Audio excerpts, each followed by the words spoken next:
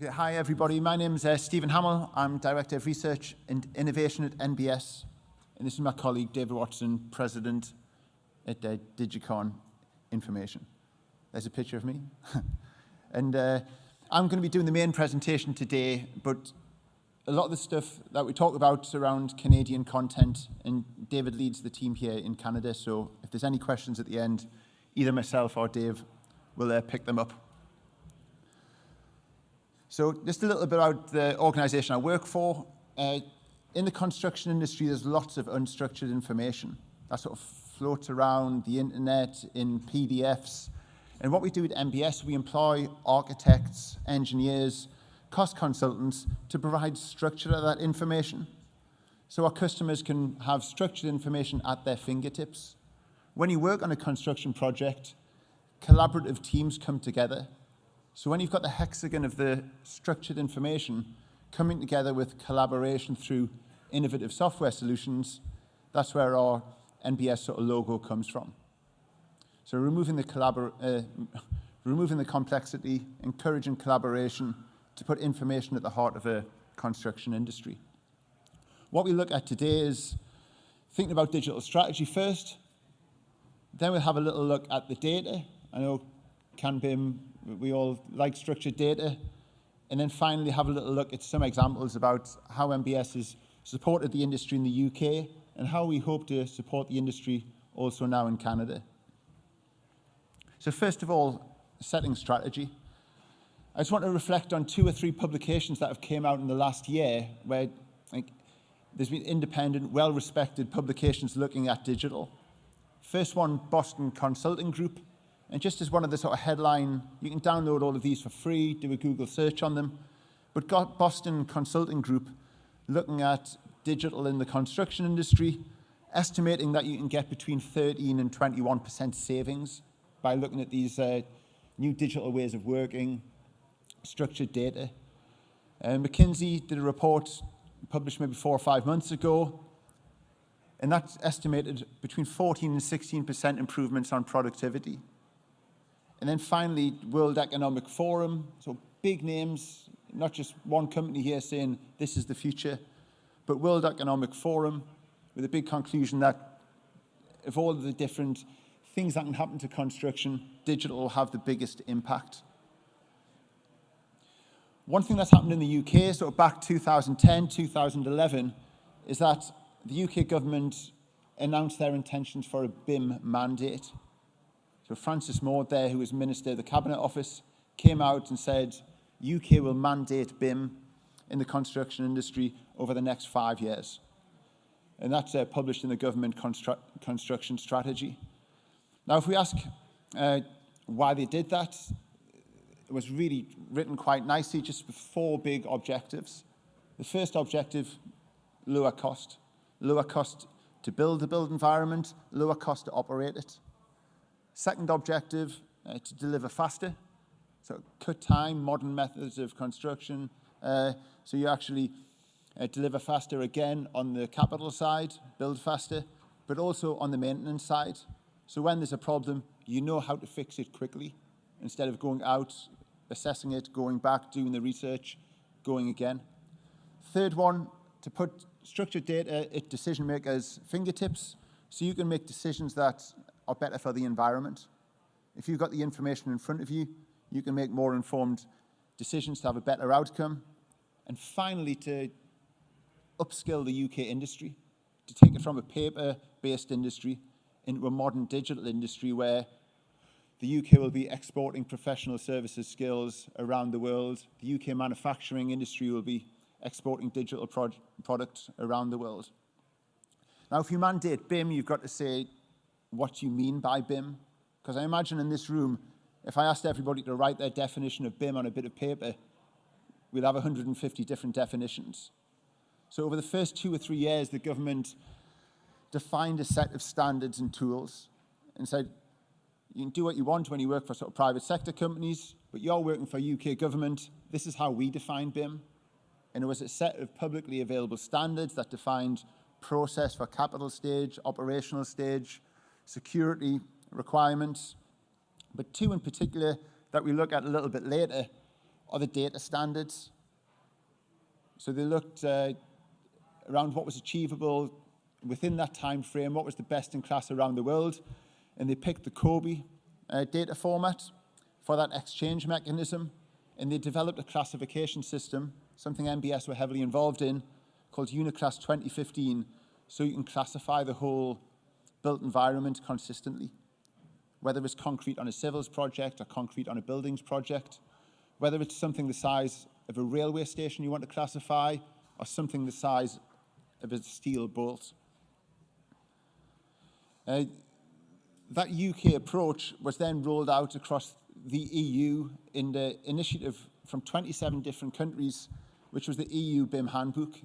And it didn't just lift every single document, but it looked at those best principles and put it down as a set of simple recommendations for policymakers at the level of a country or the level of a city or a district. Again, a fantastic download for free, EU BIM Handbook. And I like this little illustration here. And it's I think this is something that's done by Arcadis, so it was in the BSI publications as well. But it just illustrates taking the industry from that bottom left, which is the paper way of working.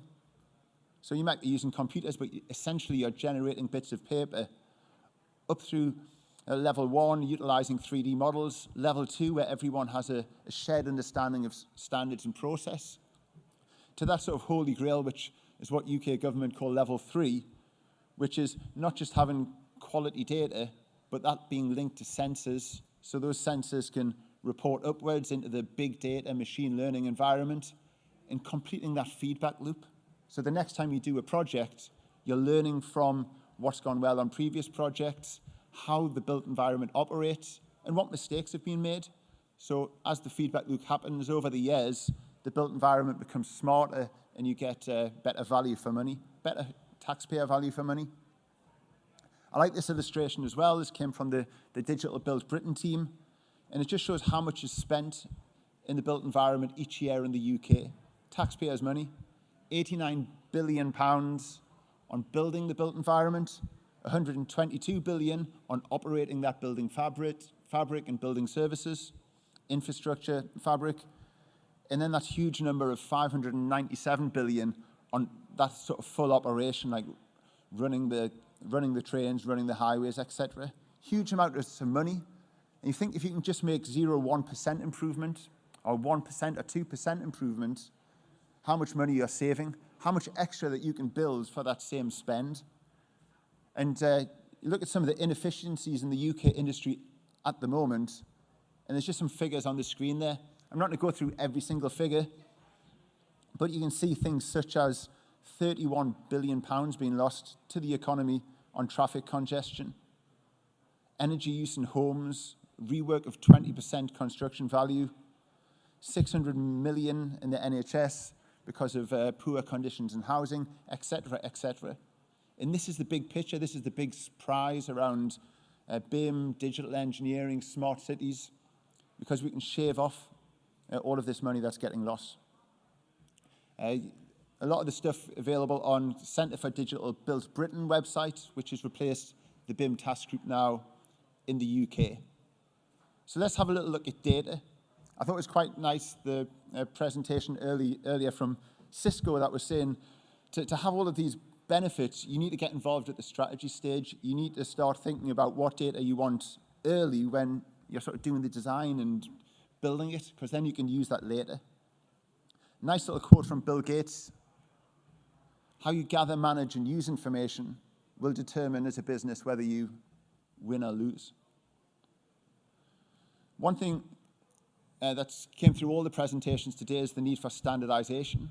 And this is something that's happened throughout time, maybe more on geometry than on data to date. But you can see if you standardize on brick sizes, on block sizes, it makes it more predictable to how buildability on opening sizes and things, ceiling tile sizes for lighting, bulbs, etc. You can drive a car from Norway down to Turkey, and in every country you can fill that car with petrol because you've standardized on nozzle sizes. And if you just think quickly about the software development industry, standardizing on things like web standards, HTML, scripting, allows companies to very quickly build websites and know that those websites can be used on any device, on any browser.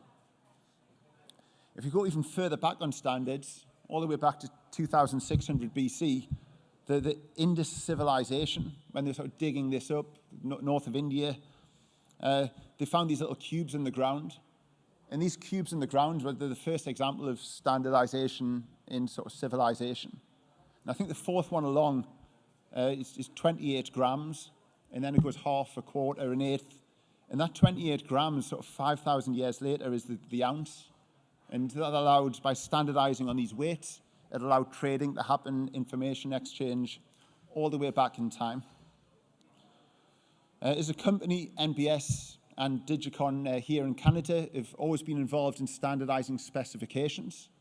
So different codes, different sections, whether in the UK, whether in Canada, so that when the construction company receives information from the architect, from the engineer, it makes it fairer and easier to tender and then build from. And what we've done at NBS is taken those principles around standardizing on specifications, and when the BIM Mandate came out in the UK, we thought, okay, let's standardize around the information inside the models as well.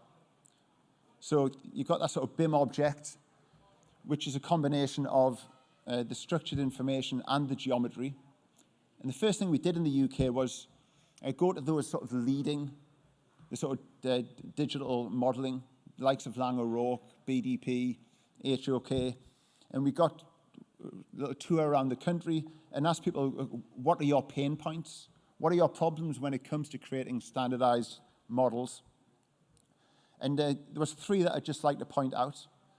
And hopefully this resonates in the room with people that work with models. But the first one is badly built objects. So objects that you think are parametric, you've researched and you found on the internet, or maybe you've got out the box. And then you look at the parameters inside and you've got to sort of guess what each one does. And then when you try to sort of change the length of a generic tank, they break. And you've wasted your time, you've spent hours, and then you actually go and try and fix it or build it yourself. And that's happening again and again and again across the country in different offices. Problem number two, again, I think this resonates. I can see a few smiles at the table. But you find a few objects, maybe from the same publisher. They look like doors, they've got vision panels, nice little handles. But when you ask to see the information behind the objects, you're doing some data analysis, some scheduling. And in the properties, you see there, one's called frame width without a space. The other one's called frame thickness. And again, it's inefficiencies and it's work happening in organization after organization after organization, instead of having quality objects that are there just to be used and get those efficiencies. And problem three, either far too much geometry or not enough geometry. So we got an example here from a manufacturer we work with in the UK, and they gave us this object which something like 4 or 5 megabytes in size. And this is something that's hidden behind a ceiling panel. And you can see that every single nut, every single bolt, every single curve has been modeled. And you put 100 of these sort of objects in your model, it's slowing everything down, it's breaking it. So what we did back 3 or 4 years ago was created a BIM object standard, originally for the UK, but we've worked with different people in Australia and Canada now to make it a sort of international standard. And inside, we've referenced sort of best-in-class stuff like IFC, COBie, the BS 8541 standards, and created a simple-to-use free guide so you can have that standardized level of quality when it comes to BIM objects. Just picking one or two examples from the standard, rules on the information inside the objects. So you could look at 6 or 7 radiators from different manufacturers, 6 or 7 doors from different manufacturers, and you're seeing their standardized property names. So you can look along there, you can see the IFC class, the IFC subclass, COBie properties, classification, all there in the right way. So you're getting that efficiency through the industry, not having to reinvent the wheel each time you work on a different project with different people. Making sure that the geometry's been put together correctly, really nice requirements with guidance. So when you do look at something like a water tank, or you look at something like this over-modeled air conditioning unit, you can take something and make it in, say, 1 megabyte, 1.5 megabytes instead of 4 or 5. You don't need the screw threads, you don't need the bolts, you don't need the curves. And looking at this little example here, functional requirements as well. If you're working with MEP objects early on, you're probably interested in the access zones. Is this tank too close to the wall? Can it be serviced because you can get into the front of it? And you can do that design thinking of space requirements. So thinking not just of the geometry of the physical, but the geometry of what's needed around the object.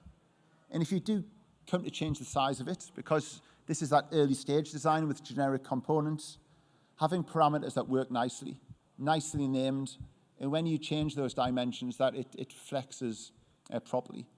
So when you change that from being a 1,200 millimeter tank to a 900 millimeter tank, everything grows together and it doesn't break. I'll just let that video run a little bit further. So you change from 1900 to 950, and you notice it sort of flexes nicely. We mentioned earlier the classification we did for UK government. This was Innovate UK funded project, and we developed Uniclass 2015, relevant to all sectors, not just buildings, infrastructure as well, and all disciplines. So architecture, mechanical, electrical, civil engineering. And what's been great to see 3 or 4 years on is the follow-up government publications of what the UK government's done with this new classification system. Free download from Centre for Digital Build Britain website, how they've modelled the different building types. So looking at different activities that have classifications, different types of buildings, different types of spaces, to see what's getting used most, what can be standardized in buildings like prisons and hospitals. So you're dropping down from the really big things like the buildings and the activities, down to things like the panel of a doctor's studio, and having classification codes for each. So when you query the digital model, you can do that analysis. Whenever we talk about BIM in the UK, there's always somebody that puts the hand up and says it's not just about buildings, it's about infrastructure. And that's correct. So 3 or 4 months later, the government published this guide that looked at standardizing design and classification analysis for infrastructure as well. And the case study they had here with the Uniclass codes is the Crossrail project that we saw a little bit earlier as well. And you're just looking at those classification principles, but not for a doctor's studio, for a tunnel lining system of a sort of underground railway line. Going down from the activities in the infrastructure to the different space types, to the elements, the systems, the products, and having that common language that can be used by everybody in the built environment, whether you're doing the design, the construction, or the operation. This was a nice surprise 5 or 6 months ago. Just out of the blue, Transport for New South Wales contacted us and said they'd been working with AECOM because they want to manage their estate, and they came to the conclusion that Uniclass was meeting all of their needs, and they announced that they'd use Uniclass now across all of the Transport for New South Wales infrastructure for managing and classifying their assets. So we're seeing that international traction now in terms of the standards that have been produced and developed in the UK, and other countries around the world looking at it and thinking, well, let's not reinvent the wheel or start from scratch, but let's just try and standardize further than just one country. Okay, last part of the presentation. I know I'm getting through quite a lot of slides here, but hopefully there's a few interesting bits. But yeah, how have NBS supported the industry? We didn't just develop the NBS BIM Object Standard, but we also created an object library that's free to use for the UK industry. So we call that the NBS National BIM Library. And what we made sure from the start was that all of the objects on the National BIM Library are sort of verified, certified against that BIM Object Standard. So when you go and download an object, you know it's of a certain quality level. If you need something like an air-cooled condensing unit, you're not having to browse the internet and cross your fingers. You're not having to go to the expense of taking engineers off projects and getting them to develop library objects for yourself. You can filter it there, say, let's see which generic objects you've got, and it's funded by manufacturers producing objects themselves to that object standard. And you can see there we've got our first Canadian manufacturer objects, and we also have Australian objects. That could be the same physical object that's created in the same factory, but the technical data that you get with it is to Canadian standards as opposed to what's the fire rating against British standards. So you could have the same physical object, but with property sets for Australia, or for Canada, or for the United Kingdom.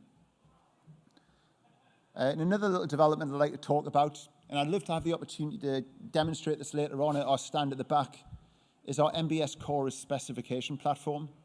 This is something we launched 4 or 5 weeks ago, and it's an online specification platform. So you're not using Microsoft Word documents which are out of date and scattered around your network.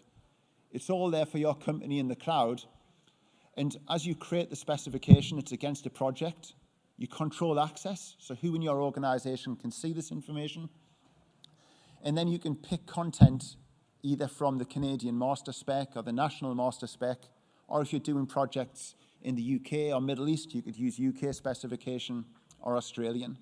And as you go through the specification, you strike out what's not in the job, and you make project-specific decisions using drop-downs, using guidance for what is in the job. So this is the well-respected, well-valued Digicon content from Dave's team, but in a best-in-class web, cloud-based collaborative software application. So you see the standards there are American, Canadian standards, the drop-down values relevant to the standards in Canada. So please, if you get a chance sometime at lunchtime or this afternoon, come over to our stand, and I'd love to sort of give a sort of live demonstration, give you some files on USB as well. And then what we really don't want to happen is for specifications to get developed in a silo. So you're developing something on the right-hand side where the specifier is talking about wood windows, but the person inside a tool like Revit or AutoCAD is decided to annotate it with metal windows, because that's a problem waiting to happen. It's either, it's going to, at the worst, go to court because the builder's gone and bought 150 metal windows when you actually wanted a wood window, or you come to some sort of compromise and the client's not getting the product they want, it's not performing as they want. And you don't want to have that conversation at construction stage, at handover stage, at operation stage. That's a problem that you want to find out at design stage because it's cheap to solve. It's clash detection, but not clash detection of geometry. It's making sure that there's no clashes in the information. So I'll just do a little parallel first before I show a little bit of that linkage between model and spec. But this is my favorite software tool, Google Maps, completely free, and it's just brilliant. You've got the world's information, or a lot of it, structured. So whatever location you go to, you see that structured information at the high level. So this could be my 14-year-old son or my 80-year-old grandma, and they can use the wheelie mouse, they can pan around, and they're using the 3D model of the world to find the location they're interested in.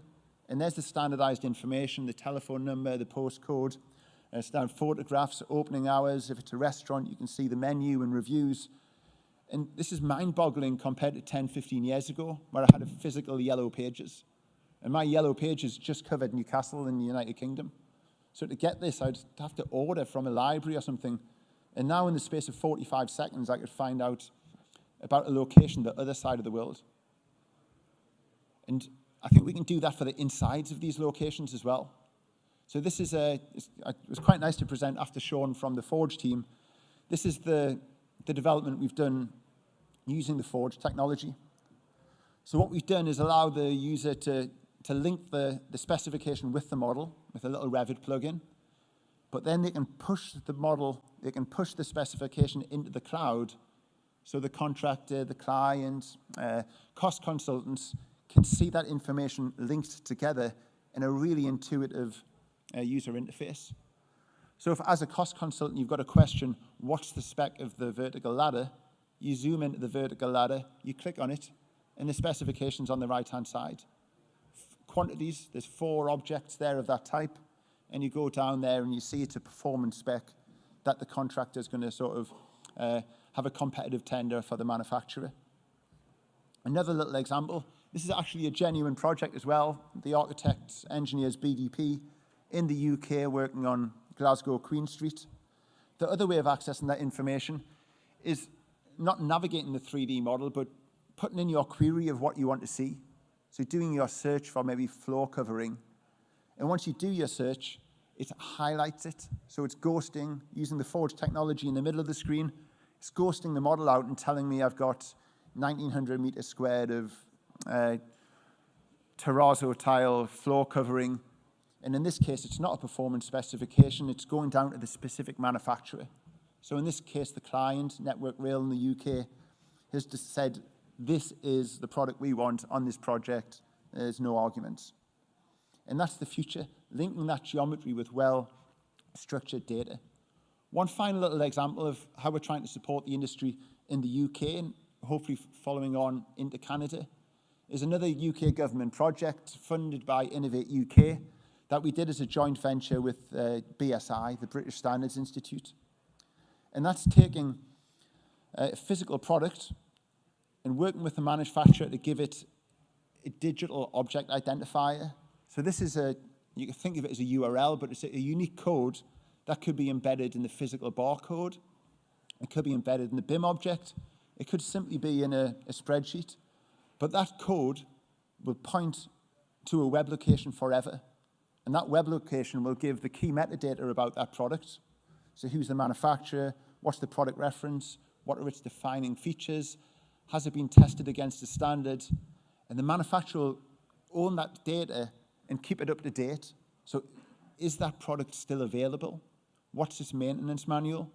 So whether you're referencing it from a physical barcode or an Excel spreadsheet, always pointing to that single source of truth. It's a technology that's been developed by originally the DOI Foundation. It's used in academic publishing. It's used in the movie industry by the likes of Disney and Warner Brothers.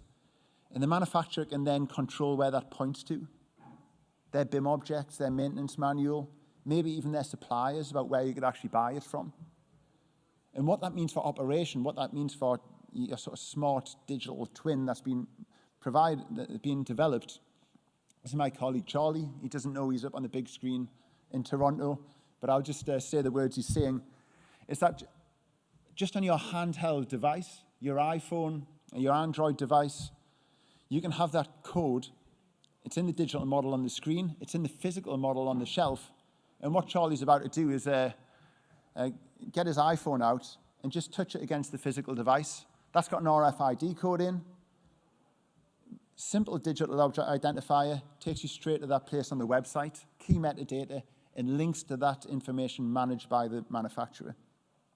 And there you see it again for the Wi-Fi port as well.